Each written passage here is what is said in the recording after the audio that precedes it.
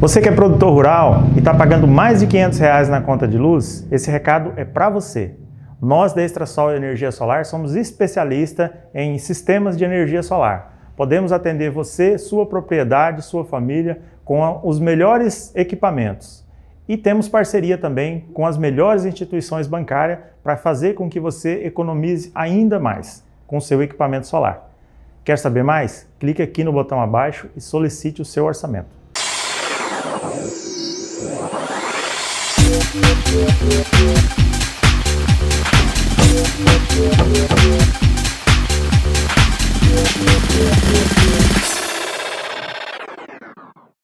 Olá Rondônia, estamos começando hoje mais um Pod Rondônia Economia e hoje nós vamos falar sobre economia e empreendedorismo no tempo de crise, em tempos de crise. E eu estou recebendo aqui hoje a Nayara Kerber, que ela é economista por formação e já foi dona de inúmeros CNPJs, né, dentro do estado de Rondônia, empreende desde muito novinha e a gente já conhece ela já de algum tempo e hoje ela está expandindo seus negócios para fora de um município, né? Ela está expandindo para dentro do estado de Rondônia. E é um prazer recebê-la aqui, formada pela Unesc de Cacoal, salvo engano, e hoje atualmente tem 5 CNPJs ativos, todos no ramo alimentar? Sim, todos no ramo alimentar atualmente. Eu já me aventurei também ali pelo ramo de loja, de roupa, mas hoje mantenho só com a comida mesmo. Seja bem-vinda, Nayara. Gostaria que você se apresentasse, falasse um pouquinho de você, antes de nós começarmos aqui a fazer algumas perguntas sobre a sua história, né, e sobre os desafios de empreender dentro do Brasil. Então, eu me chamo Nayara, sou nascida e criada aqui em Rolim de Moura, Rondônia. Me formei em economia. Não era o curso que eu queria de início, mas como o trabalho me levou a isso, quando eu fiz faculdade eu já estava trabalhando na área, então achei que ia ajudar bastante. E foi por isso que eu escolhi o curso. E é isso mesmo. Decidiu fazer economia? Para ajudar. Na época a gente já tinha o café e entendia muito pouco. A gente empreendeu assim achou que era sem estudar muito, só era apaixonado pelo sonho. Só abriu uma empresa. A minha mãe, na verdade, né, que tinha um sonho dessa empresa e a gente pouco sabia, né, sobre empreender. Meus pais funcionários públicos e eu e meus irmãos sempre estudantes, nunca tínhamos trabalhado. E aí surgiu essa oportunidade de abrir o restaurante, mas assim, sem saber nada. Foi assim, uma bagunça. E pensei, vou fazer economia. As opções eram economia, contabilidade e administração na época.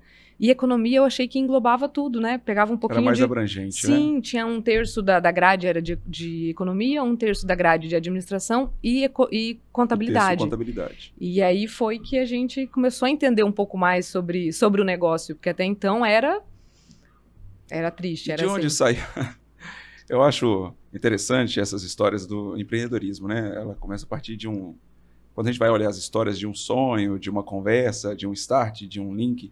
Como que começou tudo isso? A primeira empresa, você era muito nova, adolescente. De onde saiu isso? Ele começa como uma cafeteria, mas não era o que a cidade estava preparada no momento. Então ele foi virando um restaurante, ele foi se tornando um restaurante. E a gente foi trabalhando para sair quando o cara... Uma coisa interessante também. Quando o cara empreende por necessidade, ele pouco sabe do negócio. E apesar da gente não ter empreendido por necessidade, a gente também não sabia. Era um sonho, era tudo lindo, mas a gente tinha pouquíssima informação sobre administração, sobre funcionários, sobre leis. Então, assim, foi tudo... Tudo no escuro. Foi tudo no escuro. Uma história até engraçada. Depois de 1 ano de funcionamento, a gente descobriu que tinha que pagar imposto.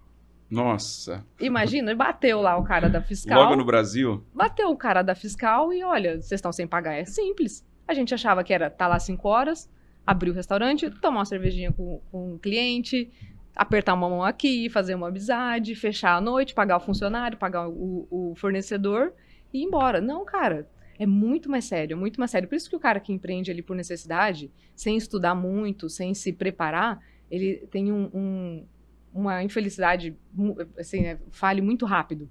E o cara que empreende por oportunidade ou já tem um pouco de preparo, costuma durar um pouco mais. E não foi o nosso caso, Aí, quando eu entrei na faculdade, quando a gente teve esse susto de, olha, aí foi recalcular imposto, foi fazer empréstimo para conseguir pagar, foi bem...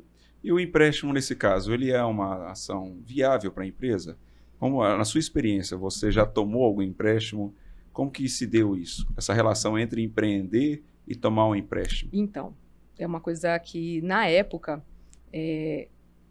vai do cenário de cada um. Na época, eu não dependia do negócio para viver. Então, eu conseguia tomar crédito. No caso, na verdade, ainda eu era muito nova. Minha mãe que tomou esse crédito para sanar essas dívidas. Mas uma pessoa que não tem condições, uma pessoa que está com skin in the game, que a gente chama, que precisa dele, do negócio, é um pouco mais difícil. Fica pesado, né? Porque junta a parcela... com todas as outras obrigações, e ele ter que tirar o sustento da família ou dele próprio de um negócio é bastante complicado. Por isso que quanto maior o nível de instrução, quanto a pessoa se preparar para estar num negócio, é muito importante e garante o nível de sucesso da empresa, né? Entendi. Esse ponto que você falou sobre a necessidade e oportunidade é muito pertinente, muito interessante, por sinal. Eu já empreendi por necessidade e sei os desafios que acontecem no entorno disso, né? Eu me recordo quando eu fiquei desempregado e, coincidentemente, lá em casa minha esposa ficou também, nossas rendas dependeram unicamente de empreender, ambos, né? E foi um desafio muito grande. E a partir daí, na época eu estava começando a fazer a faculdade, mas a partir disso eu comecei a entender um pouco mais do negócio, porque primeiro você entra pela necessidade ou pela oportunidade, mas tem um sonho em cima desse empreender, né? Que tudo vai dar certo, que você vai vender muito, que vai conseguir. E depois a ficha foi caindo aos poucos, que não é tão simples assim, não é tão fácil, né? Vender para o público é uma tarefa difícil. E resistir esses anos todos empreendendo, como que você tem lidado com se reinventando? Sim, então, tanto o empreendedor que ele vai por oportunidade ou por necessidade, os dois têm chances de sucesso. Só que é o que se prepara melhor. Às vezes o cara que começa por necessidade, ele consegue se preparar bem, ele consegue estudar, começar a entender de mercado, de leis, e ele também se dá bem, né? Não quero dizer que esse cara não pode se dar bem, não pode ter sucesso. Quando eu olho para trás e vejo a quantidade de empresas que eu já abri, como eu me aventurei, a gente viveu num Brasil que estava um pouco mais tranquilo juridicamente também, não que não houvessem leis, né, mas a gente talvez tinha um pouco mais de brechas para trabalhar, ou uma lei um pouco mais folgada, menos fiscalizada, como é hoje. Então, assim, eu acredito que foi até um pouco de sorte, vamos dizer, de ter conseguido estar aqui, mas foi depois que a gente começou a estudar, que a gente começou a perceber e ficar um pouco menos corajoso para empreender. Começa a ficar assustado, né? Quando você a insegurança estuda, jurídica, né? E como a gente começa a fazer conta de, poxa, eu peguei um crédito aqui para investir em tal coisa, mas, poxa, esse crédito não é só isso, ele fica um pouco maior porque tem juros. Se eu não tomar esse crédito, talvez fizer uma economia nesse setor, talvez eu consiga juntar essa mesma quantia sem precisar de um banco, sem precisar de um financiador. E para estar inovando, tem que estar atento ao mercado o tempo inteiro, tem que estar atento à necessidade do cliente, não ao nosso sonho, porque a gente começa um negócio idealizando tudo, né? Como é que vai ser o cliente, como vai ser o fornecedor, como vai ser o mercado. E a hora que a gente vai pro campo, a hora que o cliente entra pela porta, a hora que o fornecedor bate ali, não é o que a gente estava pensando, a gente tem que estar muito pronto para voltar pro quadro e tipo, olha, o projeto inicial era esse, não funcionou, o que a gente vai adaptar? Eu queria muito isso. Quanto você está disposto a sacrificar do seu sonho para tornar um negócio viável, o que realmente a população está querendo? Não adianta vender o que ninguém quer comprar. Exato, faz sentido. Alguns anos atrás, eu me recordo que nós tivemos uma conversa, e nunca saiu da minha memória, você talvez tenha sido a primeira e única pessoa que gere a empresa já provisionando o 13º e as férias. Você calcula o funcionário não apenas pelo valor mensal, mas você já agrega e embute o valor que pagaria nas férias dentro daquele mês, o proporcional, e também já o 13º. Isso também saiu da faculdade, essa ideia? Também da faculdade, dos cálculos trabalhistas, quando a gente chegou na parte de contabilidade, e eu percebi que no final do ano a gente ganhava muito dinheiro, sempre entrou muito dinheiro, porque o clima tá diferente, né? As pessoas estão mais felizes, vamos gastar. Exato. E ao mesmo tempo que entrava muito, saía muito. E eu ficava assim, gente, como assim? Poxa, porque tem que pagar essas verbas pros colaboradores e a gente acaba não contando. E é interessante também, até para conversar com o seu colaborador, de tipo, poxa, eu tô ganhando só isso. Não, cara, você não ganha só isso. Olha essa conta que a gente tem que fazer. Você recebe só isso, porque o governo tá te ficando com duas partes aqui, que é o seu INSS e o seu FGTS, mas você também ganha um décimo, uma férias, que você não tá contando. Então, é bacana até pra gente conversar com ele sobre Exato. isso. E aí E a gente aprovisiona para não sair de uma vez da empresa, não sair uma pancada só no final do ano. Entendi. E é interessante, porque na iniciativa privada, assim, das empresas que eu já fiz consultoria, eu não me recordo, muito embora a gente orientava, e começava o ano fazendo aquela reserva, durante o ano a mesma gerência pegava aquela reserva que era para o final do ano e chega no final do ano, toma um novo empréstimo para poder fazer a cobertura desses pagamentos, né? Uma vez que ele não conseguiu fazer o provisionamento durante o ano. Toma aquele susto. E é interessante que o empresário também olhe para sua conta bancária e saiba que, se ele não for fazer esse aprovisionamento, que aquele valor que está lá não é lucro. Nem tudo aquilo lá é dele. Exato. Nem mês, tudo né? aquilo lá é dele. Então, Exato. Tem muito empreendedor, muito empresário, eu digo assim que nem empresário, que é dono de negócio. A gente começou a crescer e se tornar uma empresa mais séria quando a gente parou de ser dono de negócio e virou empresário, que a mentalidade muda. O dono do negócio, ele fecha o caixa, bota o dinheiro no bolso e hoje fez tanto. Tipo, não, cara, você tem boletos para pagar, você tem fornecedores, o fluxo de caixa que a gente chama, né? Você tem que ter esse... vai garantir com que você dure mais tempo no negócio quando você sabe um pouco mais, quando você se prepara um pouco mais. E mais ou menos a estimativa, você teve quantas empresas mais ou menos ao longo desse tempo? Eu estou atualmente com 5 empresas, sendo uma em Rolim, 2 em Cacoal e 2 em Pimenta Bueno. Eu abri aqui em Rolim de Moura na época o Bar do Mou, hoje ele já não existe mais. O Café Mafalda que eu vendi, hoje está com o Agnaldo. O Sushiá também, o primeiro restaurante japonês de Rolim de Moura, que ele ainda está aqui, é sensacional, também está aqui. E eu me empreendi numa loja de roupa infantil uma vez, foi muito bacana também, mas eu percebi que o meu know-how, ele está mais focado e ele está mais assertivo para lazer, para comida. Então, eu acabei saindo dessa operação da loja de roupa e hoje eu estou focada só nos Entendi. restaurantes. E dentro dessas experiências, você já chegou a quebrar alguma empresa assim? Eu fali com essa. Teve essa experiência ou nunca experimentou ela? Eu nunca fechei um CNPJ, mas o café, por exemplo, no início, como eu não dependia do restaurante, eu consegui fazer com que ele funcionasse até ele se tornasse rentável. Mas se eu dependesse, se eu não tivesse, na época eu morava ainda com os meus pais, se eu tivesse que pagar um aluguel, se eu tivesse que pagar, provavelmente essa operação ela não existiria. Não iria se sustentar. Não iria. E o não ter empreendido por necessidade nas outras cidades também me fez ter um fluxo de caixa e uma organização financeira para aguentar até o negócio dar retorno.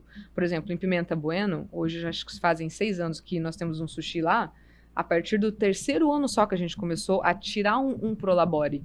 Até então, se eu dependesse para tirar comida, se eu dependesse daquilo para sobreviver, provavelmente ela teria durado menos de 6 meses, que é a expectativa de vida da maioria das empresas, microempresas no Brasil, né? E quanto tempo, perdão, 2 anos? Começou a tirar um 3 prolabore? anos. 3 anos. 3 anos só pagando investimento, aguentando, criando cultura no local para as pessoas pegarem o hábito de comer. Eu estive recentemente, passou por aqui o Noelber do Sebrae, nós falamos bastante sobre isso, sobre a questão do empreender e quando a gente abre ali uma porta de um comércio, de um negócio, e muitas vezes sem preparo, sem fazer o plano de negócio. A gente não consegue fazer aquela margem, o ponto de equilíbrio para saber o quanto que eu preciso vender para cobrir os meus custos. E muito dessas operações acabam se misturando com as contas pessoais. Como que você se deu assim, a sua relação com isso, desde o início? Porque, pelo que eu percebo, você começou a empreender muito nova, né? Isso faz parte da sua prática de vida. E como que você lidar com isso? De não acabar não misturando, né, suas próprias contas com as do negócio, por exemplo? Aquela mesma boa prática de separar já o valor que eu sei que é dos colaboradores, que é o 10º, que é as férias, a gente também tem de entender que aquele valor, tem aquela máxima, né? Empresa CPF pobre, CNPJ rico. De entender que a conta da empresa é a conta da empresa, é um organismo. Separar, totalmente Tem separado. que separar. Né? E essa é uma cultura mais do administrador, que tem que ter esse olhar, né? Ele tem que ter essa visão de que não pode misturar, é isso? De que não pode misturar, porque senão o cara começa a comprar carro, começa a investir em viagens. Começa a pagar o plano de saúde dentro da empresa. E aí a empresa não tem saúde financeira para se sustentar, porque tem momentos de ciclos, também tem que estar super atento a isso. Hoje você está as suas empresas são dentro do ramo alimentar, né? As suas 5 empresas hoje ativas que operam em Cacoal, Pimenta Bueno e Rolim de Moura. Isso. E dentro desse contexto de economia, porque é totalmente assim, eu sei que você gosta muito também da cozinha, né? E como que é para você ser formado em economia e estar atuando dentro dessas 5 empresas do ramo alimentar? Ah, olha que interessante. Aquele negócio de a gente ser apaixonado pelo negócio, acho que é super importante para a gente dar aquele start no sonho, no projeto. E eu fiquei durante muitos anos querendo estar no atendimento, querendo estar dentro da cozinha, dos processos de fazer a comida, de garantir aquela qualidade. E a empresa, assim, estava naquele patamarzinho, não crescia, era só aquilo. E estudando bastante, graças a Deus hoje temos bastante conteúdo na internet, o próprio Sebrae é maravilhoso, oferece bastante coisa. Verdade. E eu percebi que enquanto eu fosse uma funcionária, uma cozinheira, uma atendente dentro do meu restaurante, eu não ia estar pensando na operação. Então eu tive que me afastar, tive que ter esse pensamento de eu vou sair de dentro da operação e não vou ser mais o operacional, que a gente chama, eu vou ser o estratégico. Então eu me afastei completamente, já tem alguns anos, alguns amigos até brincam que vão no restaurante e falam assim que eu não trabalho mais, que eu nunca estou por lá. E é correto, porque o meu trabalho acontece antes do restaurante abrir. Entendi. Porque eu tô no estratégico, eu tô pensando no marketing, eu tô pensando em produto, eu tô pensando em promoção, eu tô pensando em comprar melhor para não precisar subir preço o tempo inteiro. A gente tem que sair e começar a pensar estrategicamente, começar a pensar como empresário, não como dono do restaurante. E você entrou numa questão bem interessante sobre essa questão estratégica, sobre o trabalho ser antes, né, e não apenas durante a operação do negócio. Quantos anos você já opera hoje? Mais de 10 anos a 15 anos, né, como empreendedora. E você já passou algumas crises aí dentro do contexto brasileiro. E a gente sempre está ouvindo falar que estamos sempre em crise. Empreender em tempos de crise. E é até difícil definir, porque parece que nós estamos em crise o tempo todo. Sempre está difícil. O dólar, quando estava a 3,50, parecia que estava alto. Né? A gente tem até um meme da criança, me devolva o dólar a 1 e pouco, né? E aí hoje nós estamos com o dólar batendo seus R$6, perto disso, vai e volta.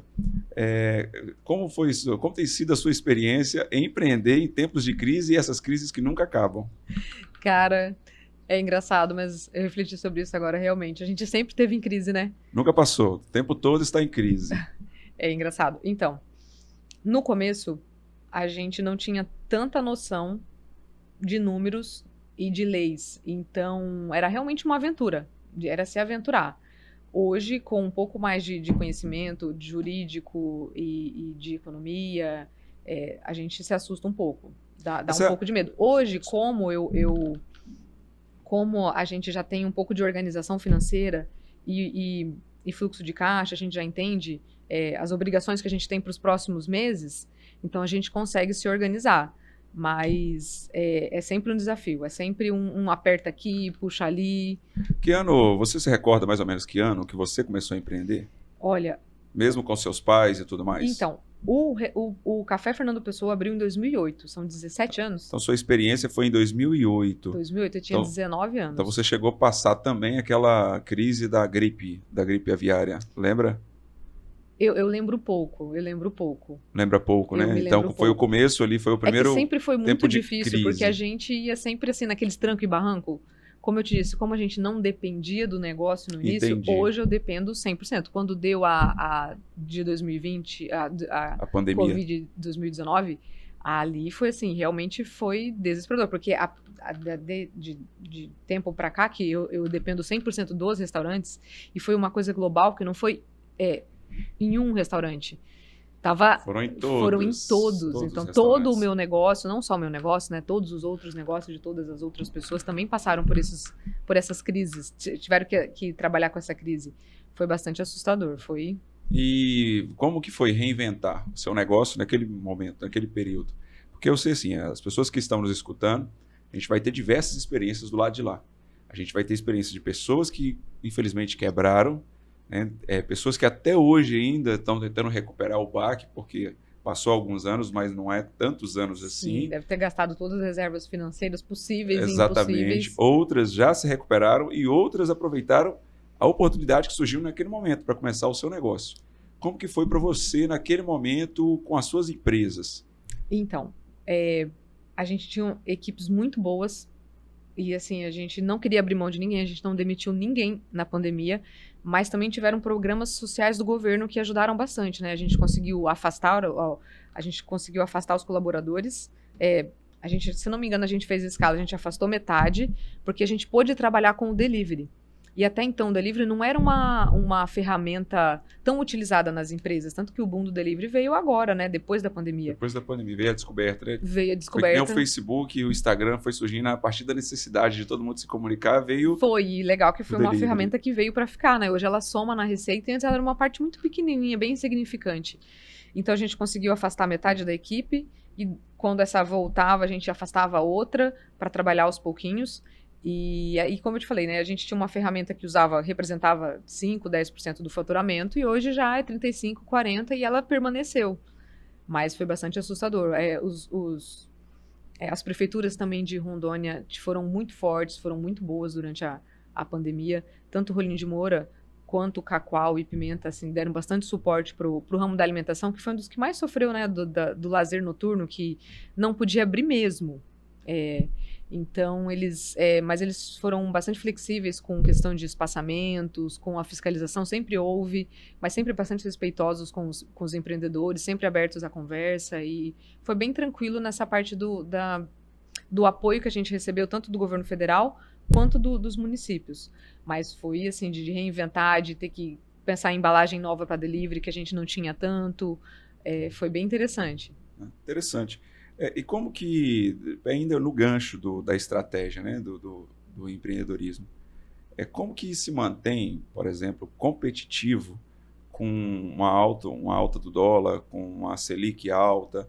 Como que torna o preço acessível e competitivo para você não perder o seu cliente, ao mesmo tempo que você tem uma obrigação gigante, né, com seus fornecedores, uma vez que os preços estão elevando todo mês, estão disparando, e a gente hoje está com margem muito alta da Selic, o que também desacelera um pouco o consumo, né, das famílias brasileiras. E desacelera bastante. A gente brinca que o nosso maior concorrente é o mercado, que o cara vai fazer a compra do mês e acaba o dinheiro. A gente está tendo bastante parceria com fornecedores e para tentar... Cada vez que o fornecedor sobe, a gente não consegue automaticamente subir para o cliente, até porque não é nem justo, né? Então a gente absorve um pouquinho, a gente tem um pouco de colchão, que a gente já tem um pouco de fluxo de caixa que a gente se prepara, mas é isso, é procurar novos fornecedores, realmente fazer barganha, tal fornecedor está fazendo tanto, você consegue manter o preço para a gente não precisar subir também, para não perder cliente, porque são parcerias de anos, né? De mais de 15 anos de parceria. Então, estrada, eles também conseguem segurar um pouquinho, até que não consegue, aí sobe, a gente sobe um pouquinho. E tem que se reinventar, a internet está aí, a gente consegue estar, mesmo estando aqui, a gente consegue estar buscando novidades, estar atento ao que está acontecendo no mundo. Olha, tal prato está vendendo legal, vamos trazer para cá, vamos ver essa experiência. A competitividade no ramo alimentar ela cresceu muito no estado de Rondônia nos últimos anos, né? E essa é uma percepção ocular mesmo. Quando a gente observa 10 a 12 anos, até 15 anos atrás, que é o meu tempo aqui do estado de Rondônia, a gente percebeu que a gente tinha primeiro aquelas hamburguerias, né, que vendia o lanche mesmo de soja e tudo mais, né? Passamos depois a ter as hamburguerias artesanais, abertura de novos restaurantes, e a gente viu uma competitividade muito maior crescendo no estado de Rondônia e uma popularização alimentar. Acho que se deu muito também pela questão dos programas de culinária, né, de restaurantes. Isso acabou também atiçando o desejo do povo brasileiro, né? A pessoa não sabia o que era donuts, hoje todo mundo sabe. Ninguém sabia o que era o cookies, hoje todo mundo sabe, e ficou globalizada a questão da alimentação e o crescimento. Como que se reinventa, como que lidar com a competitividade acirrada no ramo alimentar, que não para de crescer em lugar nenhum? Não para de crescer, é complicada. Poxa, mas a concorrência legal, tem 2 pontos aí. A concorrência leal, que é essa que puxa a gente para frente, que é o concorrente que está com porta a porta, que nunca vai embora, né? Não, e que faz com que a gente melhore. A concorrência é boa, porque a gente ter aberto fez com que o que já existia melhorasse, o que abre traz uma novidade, a gente tem que melhorar para manter o público ativo. E tem a desleal, que é o cara que não faz conta, que é o negócio que a gente já tem até o olhar um pouco mais crítico, que abre, a gente fala assim, puxa, vai durar 6 meses. Pela experiência, porque já sabe que não sustenta. Porque o cara não faz conta, pelo preço do cardápio dele e pela desorganização, só que enquanto ele está aberto, por ele não fazer conta, ele acaba atrapalhando um pouquinho. Ao invés de ser esse concorrente que faz a gente querer crescer também, dá essa atrapalhada. Mas o legal é e o mercado tá aí, cara. A galera, se não for ele, vai ser o cara fazendo em casa também. Então, é legal fazer a gente tá ativo o tempo inteiro, tá pesquisando, tá vendo o que é novidade. Naquilo que você falou, eu tive uma lembrança. Minha família era uma família de empresários também em Minas Gerais, né, na minha adolescência e juventude. Vim para Rondônia, eu tinha 17 anos e meio, perto de completar os 18 anos de idade. Mas até então a gente empreendeu em Minas Gerais. E minha mãe tinha uma sorveteria, um restaurante, casa de ração e tudo mais. Uau. E essa era um pouco da trajetória. Eu acho que é por isso que eu sou um pouquinho temeroso com empreender, porque eu sei o sofrimento. E você falou sobre a concorrência desleal daquele que não sabe fazer a conta, né? Porque quando via um empreendimento, qualquer um deles, dando certo, alguém ia lá, abria na esquina ou de frente uma porta com o preço na metade, né? E aí o fluxo dos clientes basicamente iam para aquela outra loja, para aquele outro empreendimento, e aí quando dava 8 meses, 9 meses, aquele empreendimento fechava e não conseguia se sustentar, né? Aí acabava que voltava todo mundo novamente, só que eram períodos assim bem complicados, quando essa competitividade desleal acontecia, de quem não fazia conta, para poder fechar o mês ali e dar conta de pagar as contas. Mas muito interessante a sua observação em relação a isso, sobre a concorrência desleal. E essa escalada da globalização da alimentação, como você tem visto isso, do ponto de vista econômico? As famílias estão indo mais à rua. Como que tem sido isso, esse insight assim, nos últimos anos? Você que tem vivido essa experiência ao longo do tempo aí. Sim, é bacana. Eu percebo que as pessoas também estão gostando de fazer em casa, né? Na pandemia, principalmente, tinha bastante programas em que as pessoas ensinavam a cozinhar, então a galera se aventurou. E é legal porque essa pessoa que cozinha, ela fica um pouco mais crítica também. Ela vai pro nosso restaurante e ela tipo, eu sei fazer esse, dá uns feedbacks também, é legal. E sim, a gente percebe que o lazer, principalmente em Rondônia ou em estados que são pequenininhos, o lazer da população é sair, né? É sair para comer, é estar com os amigos. Então, eu percebo que a gente tem sim, aumentou bastante o número de pessoas que está saindo para comer fora de casa. Tanto nas refeições que antes eram menos comuns, né, que era o café da manhã, o café da tarde, já tem bastante cafeterias e coisas que estão atendendo, e à noite, sem dúvida, que é o principal. Em todo lugar, né? Em todo lugar. Em todo lugar. É até uma questão cultural. A galera dos 30 anos aí vai se lembrar um pouquinho que nós crescemos basicamente assim, o que se comia no almoço no domingo era o que ia comer à noite na janta, né? E normalmente quando a gente chegava da escola durante a semana, de segunda a sexta, a comida também era feita em casa. E hoje não, hoje a gente percebe que as famílias saem mais, né? Sim, se normalizou, parte da renda já está destinada para esse lazer de gastar com comer fora de casa ou pedir o delivery. Também porque as pessoas, a mulher também ingressou mais no mercado de trabalho, então ela que normalmente era responsável para fazer as refeições, principalmente da noite, chegou cansada também, não, vamos pedir o delivery. A criançada também já está olhando ali no celular, já vê o hambúrguer, já vê... Você pontuou uma questão que nós íamos entrar no bloco aqui em relação à figura feminina dentro do empreendimento. Como tem sido para você ser mulher, porque a gente também tem tem uma narrativa, né, globalizada que existem desafios próprios das mulheres dentro do empreendimento. Para você, como tem sido durante essa história toda, você como mulher encarar 5 empresas? Eu vou te contar, Wander, que o meu maior desafio não foi ser mulher. Eu sempre fui bastante respeitada e sempre bem recebida. Bacana. O meu problema foi a idade. Como eu comecei muito jovem, chegavam os fornecedores ou fiscais ou colaboradores mesmo e para pedir emprego ou qualquer coisa e batia lá na loja e falava assim, queria falar com o dono. Não, sou eu. Não, eu quero falar com seu pai. Sua mãe tá aí? Eles não levavam a sério por a gente ser muito jovem na época, né? Hoje a gente já passa credibilidade, mas na época a gente... E por ser mulher, na verdade eu acho que em alguns pontos até facilitava. Eu ia falar com o gerente do banco e era homem, a gente já conseguia conseguir um atendimento mais bacana. Os fornecedores normalmente são homens que são representantes, então sempre fui tratada com bastante respeito. Por ser mulher eu não senti, mas infelizmente eu sei que é o dado, e existe um dado em que as mulheres empreendedoras são pouco valorizadas e são as que menos recebem. Eu acho que eu vou até refazer, não é nem uma questão da narrativa, é uma questão de que existe, né? Por isso a pergunta, para saber a sua experiência em relação a ser mulher e estar empreendendo, né? A gente sabe que existe um histórico, né, do não respeito, né, da figura feminina à frente dos negócios, e por isso essa pergunta. Eu falo também por uma experiência que nós já tivemos em casa, porque normalmente quando chegava os fiscais, quando chegava a negociação do fornecedor, meu pai tinha que assumir essa posição e não minha mãe, exatamente por conta ali de uma falta de respeito que tinha dentro desse mundo do negócio, pelo menos na época, né? Não sei como tem sido hoje. Não, então, eu acho que eu sofri mais com a questão da idade do que por ser mulher, porque, na verdade, eu também nunca entrei nesse papel de, desculpa se eu vou usar a palavra de forma errada, mas de vitimista, porque ela é mulher. Eu sempre fui mandona mesmo, sempre fui empinada. Eu tenho 2 irmãos homens e eu mulher no meio. Então eu sempre tive que me impor, porque senão eles quebravam o pau em casa e eu ia levar a pior, então eu sempre me impus. Então eu nunca nem senti que houve um olhar diferente, eu nunca deixei nem perceber se existia um olhar diferente ou não. Agora, com a idade, sim, eles não perguntavam nem era se meu irmão, ou até meu irmão que estava próximo a mim, eles falavam assim, o pai de vocês não tá aí, não? Mas com a gente eles não queriam negociar.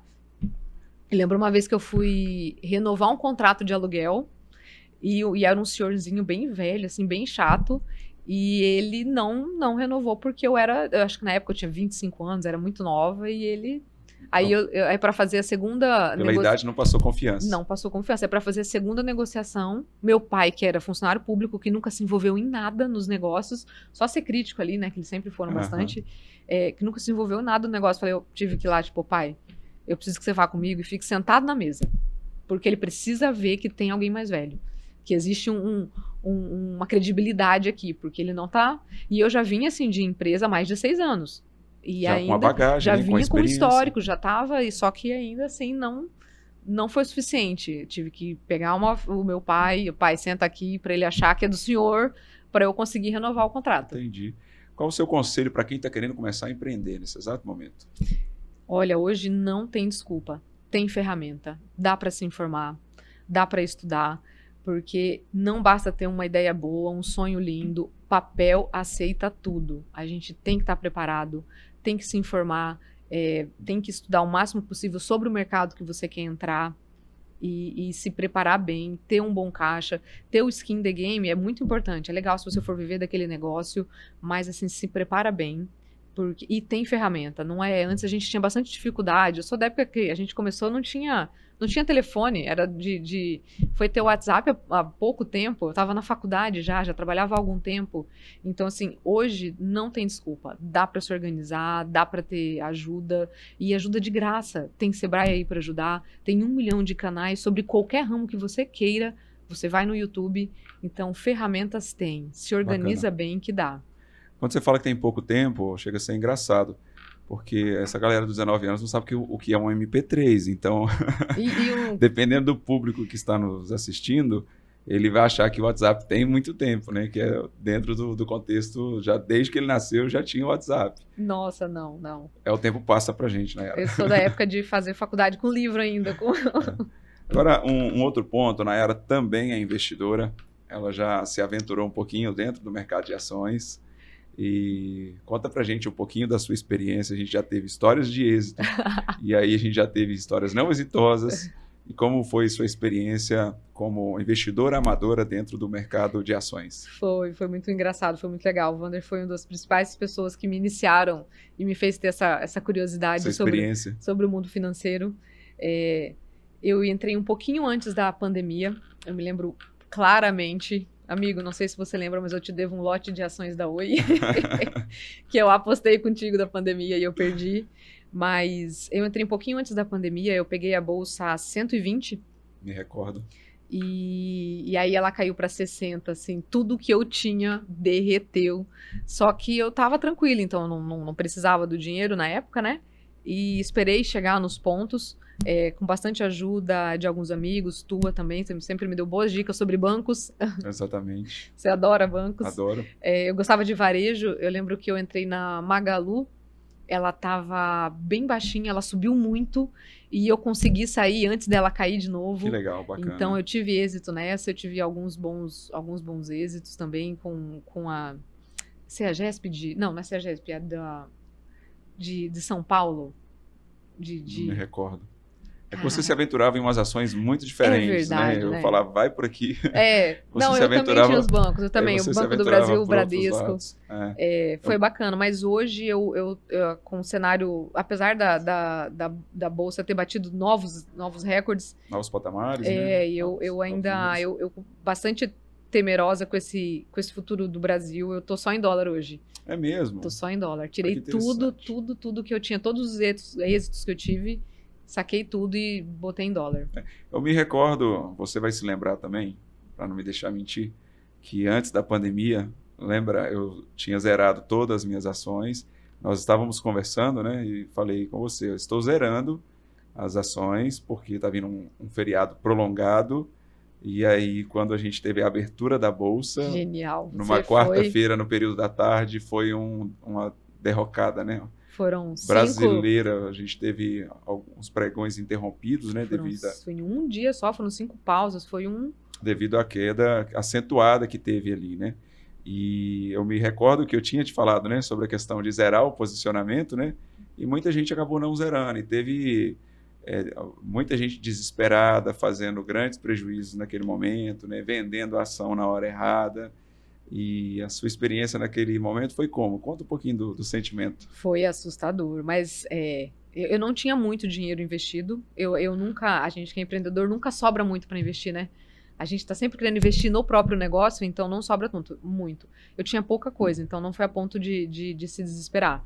Mas era uma tragédia anunciada e mesmo assim algumas pessoas pagaram para ver, né? E eu fui uma delas, porque eu tive que esperar, ser paciente, esperar subir para tornar a vender. Eu acho que não era nem uma questão da tragédia anunciada. A tragédia já estava acontecendo, né? Mundo afora. A grande questão é que nós iríamos emendar ali um período de carnaval, sendo que os primeiros casos da Covid ali estavam começando, né? Assim, ventilar dentro do Brasil. E aí, quando a gente tem os casos confirmados, e naquele momento ali, até as manchetes, né? A atenção não estava sendo dada especificamente para a Covid, mas especificamente a manchete estava sendo dada para o carnaval, que estava todo mundo curtindo, né? E então muita gente acabou se antecipando com esse medo dessa escalada que teve ali da Covid. Muita gente não.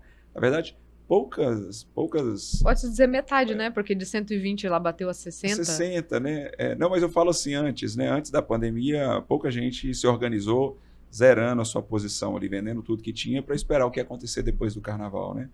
Então aí quando a gente tem a volta, a gente também tem a volta de novas oportunidades.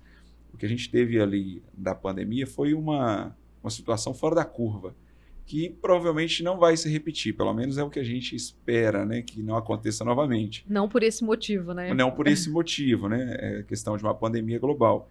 Mas a grande questão é que surgiram novas oportunidades e saíram novos milionários dentro da Bolsa de Valores a partir da pandemia. Dinheiro, quem pôde ter dinheiro guardado conseguiu realmente sair. Tirar ótimos lucros, né? Bons números. Com ações com bom estudo, né? Porque quem foi Exatamente. numa Magalu mesmo Exatamente. se ferrou. Quem Não, eu acho que não na volta da pandemia, mas posteriormente, né? Quando ela bateu lá em cima novamente, aí teve aquele tempo de descanso, porque ela chegou a aumentar depois.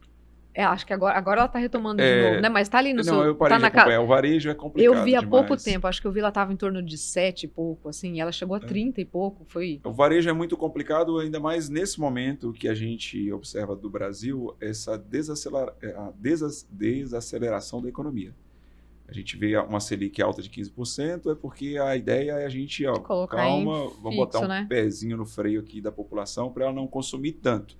Então, se ela não consome tanto, ela deixa de fazer compra de veículos, compras de casa, até porque a taxa de juros começa a ficar impagável e o modo brasileiro de operar é financiando. A gente não tem casos assim, à la vontade dentro do contexto brasileiro de pessoas que têm poupança e compram à vista. Ainda mais em período de crise, que principalmente o mercado está tomando a maior parte do consumo das famílias, né? Então eu observo que dentro desse contexto, fazer esses investimentos e tudo mais, dentro do comércio varejista, principalmente no mercado financeiro, é um desafio muito grande. Porque em longo prazo a gente não vê assim sustentando a longo prazo, porque fica muito fixo a volatilidade da própria economia. Tem né? setores que são mais assertivos, São mais blindados, né? são mais blindados. Por exemplo, por que eu sou muito apaixonado pelo banco, né? Pelo banco comercial? Porque com crise ou sem crise, o banco vai lucrar. O banco não foi feito para tomar prejuízo. Principalmente com crise, né? Com a taxa de 15, exatamente. aí é que o banco lucra. Principalmente com crise. E, normalmente, a população que está endividada, ela se endivida ainda mais. E o modo de operação do banco é judicializar e penhorar os bens. Então, o banco, de uma forma ou de outra, o banco recebe, o banco lucra. Isso é um histórico. Se você pega os últimos 10 anos, agora eu vou pontuar 15 anos, porque é o estudo mais longo do Banco do Brasil. Nos últimos 15 anos é uma ação que subiu mais de 700%. Então é um percentual muito elevado de sucesso, né? Vamos supor percentualmente falando, a gente está falando também de, inclusive, juros compostos, de investimento. Por isso que eu acho interessante a questão dos bancos. Mas esses bancos, como você disse, não startups, né? Não, startups. Esses bancos mais seguros. Os bancos mais seguros, realmente... os bancos comerciais, né, que são ali Itaú, o Banco do Bradesco, o Banco do Brasil, principalmente, que é o meu queridinho, né? Sempre estou no Banco do Bradesco. Não sei se você vai se recordar uma vez que eu te fiz um desafio dos 90 dias. Eu me lembro. E eu entrei. Lembra disso? Sim. Conta um pouquinho pra gente. Você tinha feito uma análise foi gráfica, que durante 90 dias ia ter um aumento, e era no seguro, não, era era o banco normal. No Brasil mesmo, né? E aí você falou que ia subir, eu falei assim, 30%. Cara, será que sobe tudo isso? Tanto que eu comprei, mas eu não comprei ideia, eu coloquei só um pouco. E foi assim, a hora que foi batendo de mês em mês. E assim, o interessante de quem investe com estratégia é que você não fica no dia a dia olhando, porque as ações variam. Não. O cara que olha no dia a dia, ele se assusta, o cara que não tem o preparo, né? E eu lembro que eu olhava ali com uma certa frequência, tinha feito a tabelinha para ir acompanhando, né? Quanto tinha comprado, que dia tinha comprado, os stops que a gente vai colocando, né? E quando deu 3 meses, você voltou, olha aqui, e realmente já tinha batido dado. Os 30%, tinha né? batido. E vamos lá, dentro desse contexto globalizado de investimento, porque hoje se tornou fácil, qualquer pessoa no aplicativo do celular abre uma conta. E aí, a partir disso, ela pode comprar uma ação, ela pode fazer day trade. E a gente tem experiências já publicadas em revistas de investimento e tudo mais, dizendo que o day trade, por exemplo, não é uma profissão. E muita gente acha que é profissão. Parece até um jogo de cassino, para quem vive olhando aqueles gráficos, né, e se acostuma com aquilo. Ou seja, um tigrinho disfarçado, alguns comentam. Como que foi para você a experiência como investidora, inicialmente ali amadora? Estou começando agora. Como que foi essa experiência para você no início? Foi bastante interessante. Como no curso de economia as pessoas acham que a gente vai aprender sobre ações, mas não vai. É um curso à parte.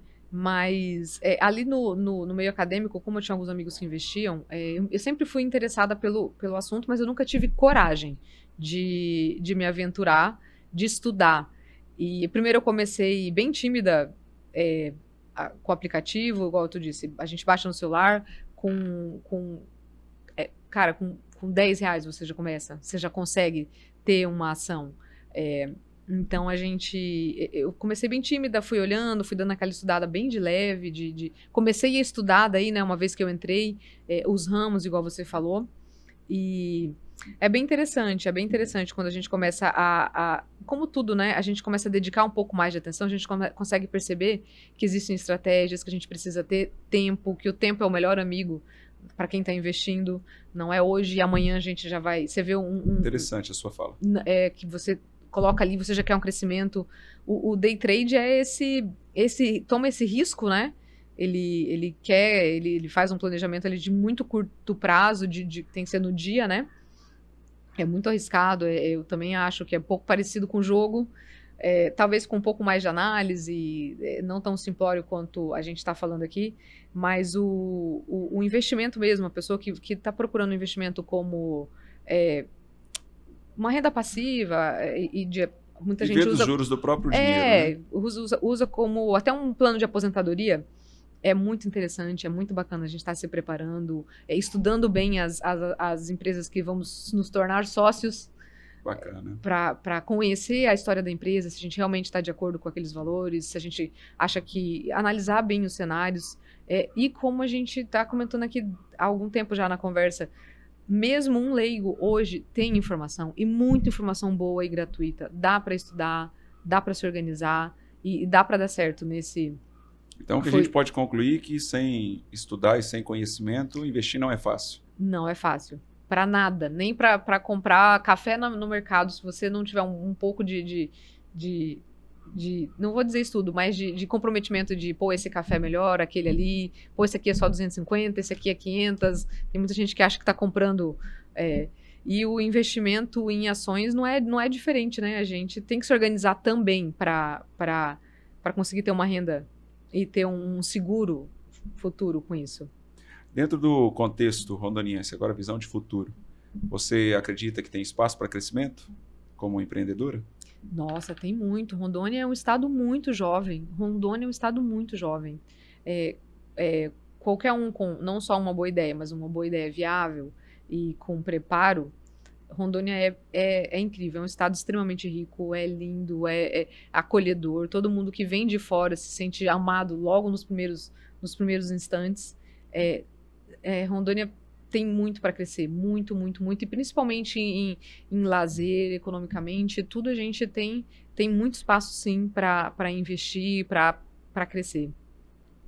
E para quem quer começar um conselho no interior de Rondônia, qual conselho você daria? Dá uma olhada na cidade, vê o que você acha que pode estar faltando. Não confunda o seu sonho, a sua vontade, o seu desejo com o desejo coletivo, porque às vezes o que eu acho muito legal, a maioria da população não acha. Então, assim, vê se realmente cabe o que você está querendo, dá uma pesquisada de público assim básica com seus próprios amigos, vizinhos, e se organiza, como eu disse, estuda, se prepara. Não é fácil. Se você for para se aventurar e for para só fazer um teste, é aquilo que a gente conversou agora há pouco. Vai durar 6 meses, vão ser 6 meses divertidos, mas a conta cobra. O dinheiro não leva desaforo. Vamos lá, eu sou empreendedor e cresci. Hoje eu tenho 5 CNPJs. Estou falando com uma pessoa que tem. Cada negócio tem seu público, cada negócio tem a sua característica. Como você lidar com toda essa dinâmica e com todas essas diferenças em cada negócio? Como que fica a sua mente em relação a isso e buscando o equilíbrio para gerir e empreender diferentes negócios? E eu ainda estou aprendendo, é bem desafiador. Quanto mais a gente se prepara, a gente estuda, a gente percebe que tem mais ferramentas para ajudar nessas análises que a gente precisa ter, né? E vai ficando mais fácil também, que uma coisa que era muito sofrida antes, hoje a gente consegue fazer rapidinho com uma planilha, mas é desafiador ainda. Eu estou aprendendo, eu tenho muito para aprender, tem um caminho bem longo ainda para a gente ficar bom. A gente está no caminho de ser bom, mas é muito bacana, assim, cada ferramenta nova diminui um tempo que eu gastava grande fazendo, agora eu consigo dedicar mais tempo em outras coisas, e o desafio é esse, é estar presente nas atividades, para estar sentindo a dor tanto do nosso colaborador, do que eu posso melhorar dentro da atividade, para ser bom para ele trabalhar, para o cara que está indo visitar, tal coisa a gente está precisando melhorar, arrumar também, então tem que estar presente lá também, e tá melhorando as ferramentas de gestão para a gente tá conseguindo ver melhores os nossos números. Quem não mede, não gerencia, né? Então, Verdade. Tem que estar melhorando a nossa forma de obter os números para a gente conseguir realmente fazer uma gestão eficiente das empresas. O comportamento do consumidor rondoniense tem mudado ao longo dos últimos anos? Tem mudado. É engraçado que a gente recebe... todos os nossos ambientes sempre foram familiares, e a gente recebe normalmente o pai e a mãe, e a gente já viu muitas crianças nascerem, é muito gostoso acompanhar isso, ou o pai que ia com o filho. E o que muda, na verdade, chega uma fase que o adolescente ele já não frequenta porque ele está em outro tipo de ambiente, e depois ele arruma uma namoradinha, e aí ele já não cabe mais naquele tipo de ambiente de balada, aí ele volta para o restaurante que é mais calmo, que é mais tranquilo. E o que eu percebo de estar mudando é que o jovem, antes, eu não lembro, pelo menos, da gente saindo sozinho, e hoje já o cara está indo para o mercado de trabalho, já está tendo a sua renda, então ele já está indo para o restaurante sozinho também, não está indo mais com os pais. Parece que começou mais cedo esse movimento. A gente ia para comer um lanche, mal e mal ali, né? A gente saía para comer um lanche no domingo, e hoje a gente já vê jovens saindo sem os pais e com a própria rendinha, com os amigos, e não para comer só o lanche, já para comer uma porção, para comer um prato, que antes era só pizza. Não, ele já come um prato, ele já come um risoto. Então, ele tá vendo na internet também que existem outras coisas, outros mundos para ele descobrir no paladar. Já come o sushi, que antes era, meu Deus, eu não como sushi, é peixe cru, e já é incrível a quantidade de... Na verdade, o sushi se popularizou, né, dentro do Brasil, né? Na verdade, nós adolescentes, ninguém comia sushi. Não tinha. Bom, não é que tinha, você veio de Minas, aqui a gente não tinha. Não era tão acessível. Eu fui comer sushi, eu tinha meus 17 anos de idade. E aí comia aquela coisa, meu Deus, como que come isso? Cara, eu vou te contar, a gente tem a operação lá no Cacau Shopping, e é inacreditável a quantidade de pessoas que passam por dia na loja e falam que nunca provaram. A gente já tem até a seleção de quem nunca provou, começa por esse aqui, que é a chance de você gostar. Olha aí, uma forma de inovar dentro da empresa. É bem bacana, A quantidade de pessoas que você não acredita que nunca comeu. Pessoal, eu recebi hoje aqui a Nayara, gostaria que ela desse as suas considerações finais sobre a sua vinda aqui. De antemão, agradecer, né, por ter vindo, aceitado o convite, contribuído aqui com a sua experiência como empreendedora, a sua experiência que você tem tido ao longo desses anos. Manter 5 empresas abertas não é fácil. E, além disso, as empresas e a experiência que você teve, essa trajetória até aqui. Então, meu agradecimento por você ter vindo. Se quiser nos despedir, pode falar. Eu quero agradecer por abrir o espaço. Espero ter contribuído para alguém que está com uma ideia, para alguém que já está empreendendo. E dizer que é possível, só se organize o máximo possível, se organize, é possível sim, dá trabalho, dá bastante trabalho, mas com bastante dedicação as coisas dão certo. E se alguém tiver qualquer dúvida, eu me coloco à disposição sempre para estar ajudando. Se for da cidade, mais fácil ainda, mas é isso, pode contar com a gente no que for possível. É isso aí, Rondônia. Hoje mais um podcast para vocês com a Nayara Kerber. Muito obrigado. Na próxima semana nós teremos mais. Fiquem com Deus.